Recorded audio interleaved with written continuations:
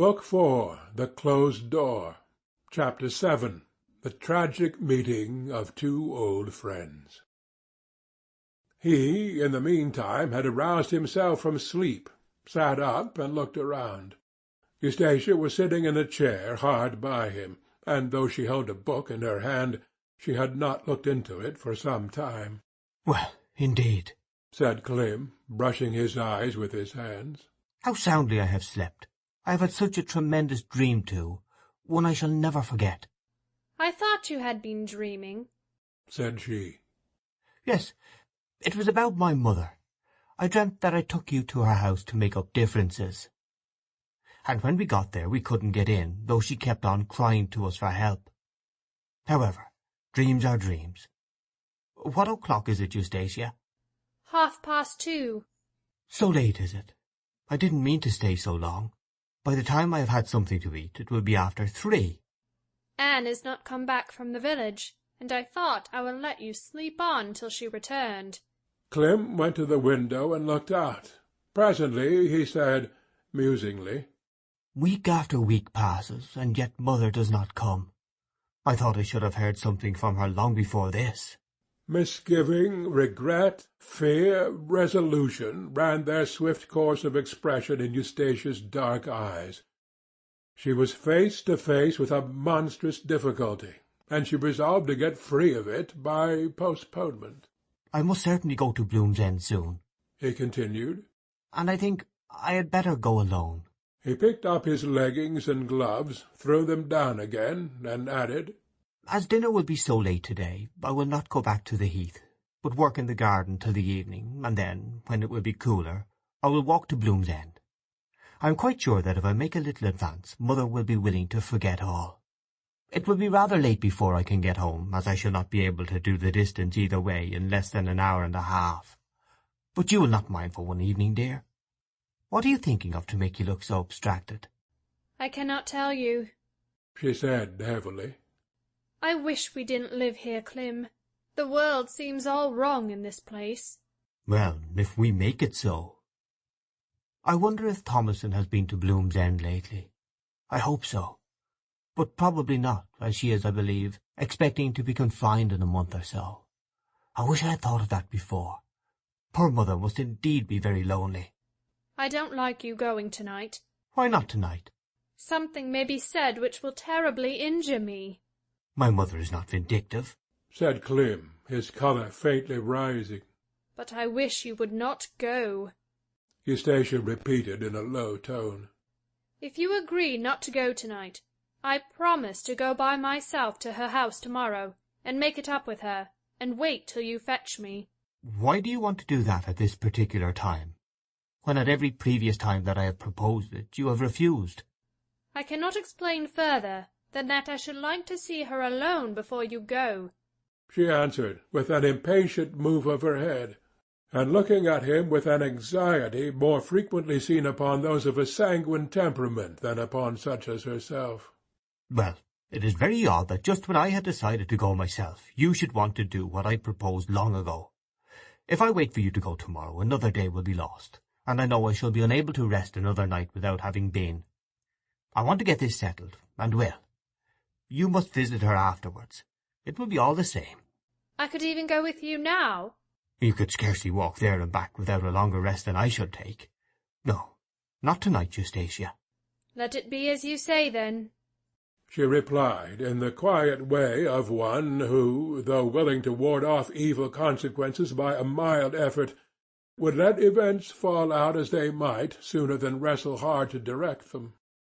Clym then went into the garden, and a thoughtful languor stole over Eustacia for the remainder of the afternoon, which her husband attributed to the heat of the weather.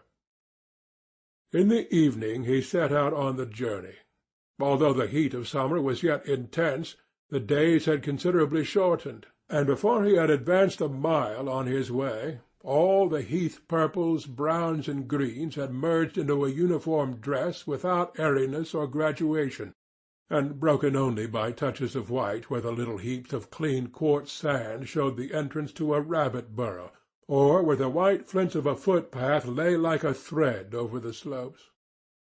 In almost every one of the isolated and stunted thorns which grew here and there, a nighthawk revealed his presence by whirring like a click of a mill as long as he could hold his breath, then stopping, flapping his wings, wheeling round the bush, alighting, and after a silent interval of listening beginning to whir again.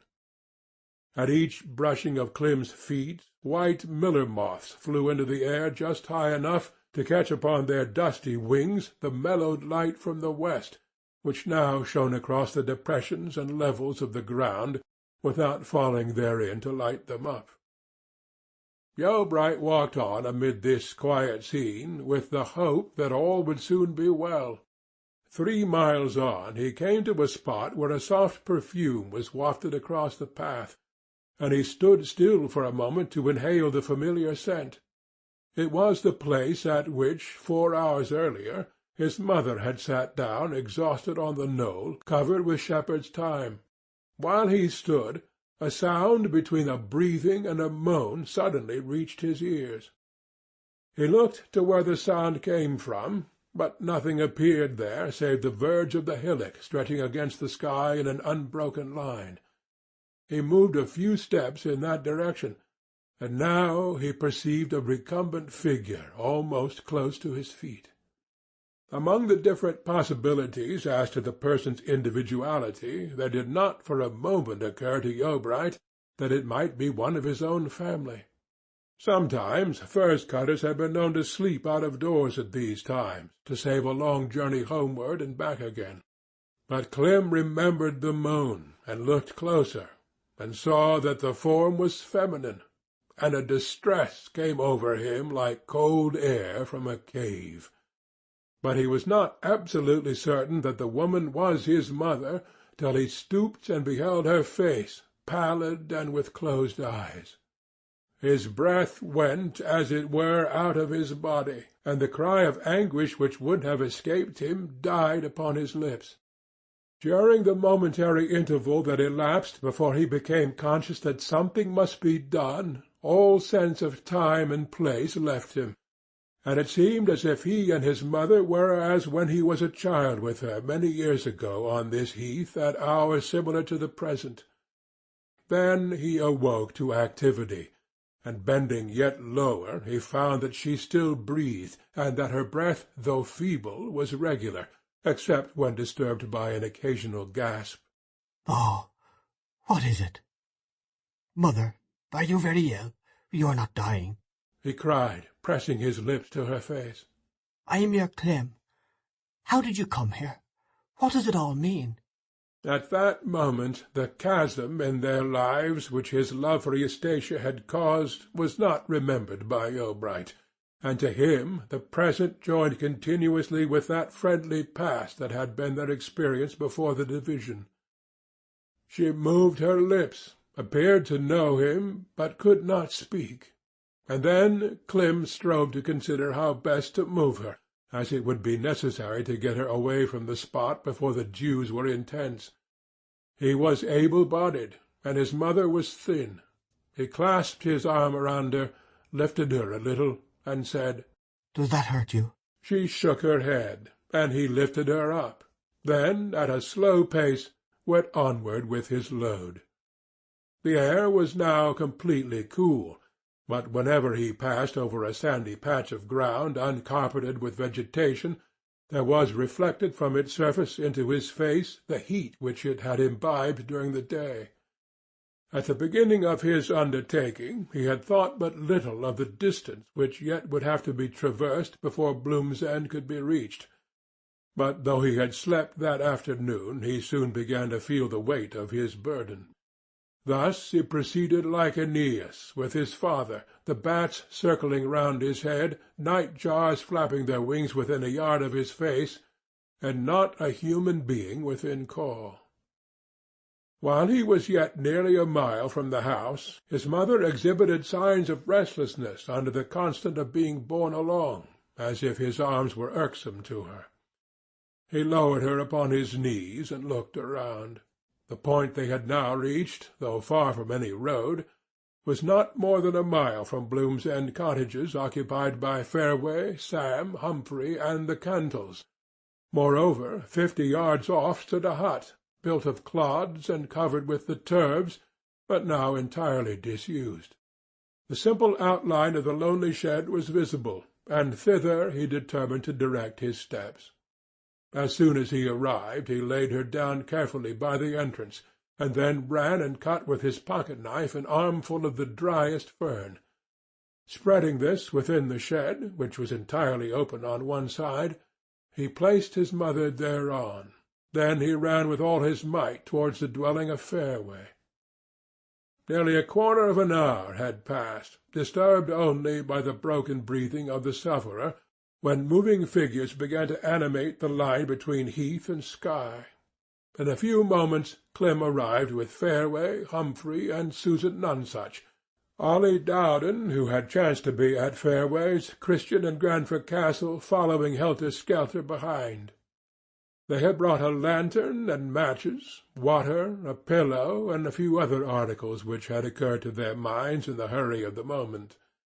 Sam had been dispatched back again for brandy, and the boy brought Fairway's pony, upon which he rode off to the nearest medical man, with directions to call at Wildie's on his way, and inform Thomason that her aunt was unwell. Sam and the brandy soon arrived, and it was administered by the light of the lantern, after which she became sufficiently conscious to signify by signs that something was wrong with her foot. Ollie Dowden at length understood her meaning, and examined the foot indicated. It was swollen and red. Even as they watched, the red began to assume a more livid colour, in the midst of which appeared a scarlet speck, smaller than a pea, and it was found to consist of a drop of blood, which rose above the smooth flesh of her ankle in a hemisphere. "I know what it is," cried Sam. "She has been stung by an adder." Yes, said Clem instantly. I remember when I was a child seeing just such a bite. Oh, my poor mother! "It was my father who was bit," said Sam. "and there's only one way to cure it. You must rub the place with the fat of other adders, and the only way to get that is by frying them. That's what they did for him." "'Tis an old remedy," said Clem distrustfully. "and I have doubts about it. But we can do nothing else till the doctor comes." "'Tis a sure cure," said Ollie Dowden with emphasis. "I've used it when I used to go out nursing." "Then we must pray for daylight to catch them," said Clem gloomily. "I will see what I can do," said Sam. He took a green hazel which he had used as a walking-stick, split it at the end, inserted a small pebble, and with the lantern in his hand went out into the heath. Clem had by this time lit a small fire, and dispatched Susan Nonsuch for a frying-pan. Before she had returned, Sam came in with 3 adders, one briskly coiling and uncoiling in the cleft of the stick, and the other 2 hanging dead against it. "I've only been able to get one alive and fresh as he ought to be," said Sam. "These limp ones are 2 I killed today at work. But as they don't die till the sun goes down, they can't be very stale meat." The live adder regarded the assembled group with a sinister look in its small black eye, and the beautiful brown and jet pattern on its back seemed to intensify with indignation. Mrs. Yeobright saw the creature, and the creature saw her. She quivered throughout, and averted her eyes. "Look at that," murmured Christian Candle. "Neighbours, how do we know but that something of the old serpent in God's garden, that gid the apple to the young woman with no clothes, lives on in adders and snakes still? Look at his eye, for all the world like a villainous sort of black currant. 'Tis to be hoped he can't ill wish us. There's folks in Heath who've been overlooked already. I will never kill another adder as long as I live." "Well, 'tis right to be afeard of things if folks can't help it," said Grandfer Candle. "'Twould have saved me many a brave danger in my time." "I fancy I heard something outside the shed," said Christian. "I wish troubles would come in the daytime, for then a man could show his courage and hardly beg for mercy of the most broomstick old woman he should see, if he was a brave man, and able to run out of her sight." "Even such an ignorant fellow as I should know better than to do that," said Sam. "Well, there's calamities where we least expect it, whether or no. Neighbours, if Mrs. Yeobright were to die, do ye think we should be took up and tried for the manslaughter of a woman?" "No, they couldn't bring it in as that," said Sam. "unless they could prove we've been poachers at some time of our lives. But she'll fetch round." Now, if I had been stung by 10 adders, I should hardly have lost a day's work for it. said Grandfer Cantle. Such is my spirit when I'm on my mettle. But perhaps 'tis natural in a man trained for war.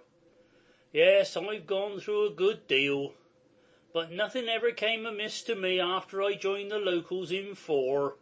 He shook his head and smiled at a mental picture of himself in uniform. I was always first in the most gallantest scrapes in my younger days. "I suppose that was because they always used to put the biggest fool afore," said Fairway from the fire, beside which he knelt, blowing it with his breath. Do you think so, Timothy? said Grandfer Cantle, coming forward to Fairway's side with sudden depression in his face. Then a man may feel for years that he is good solid company, and be wrong about himself after all. "Never mind the question, Grandfer. Stir your stumps and get some more sticks. 'Tis very nonsense of an old man to prattle so when life and death's in mangling." Yes, yes, said Grandfer Cantle, with melancholy conviction. Well, this is a bad night altogether for them that have done well in their time.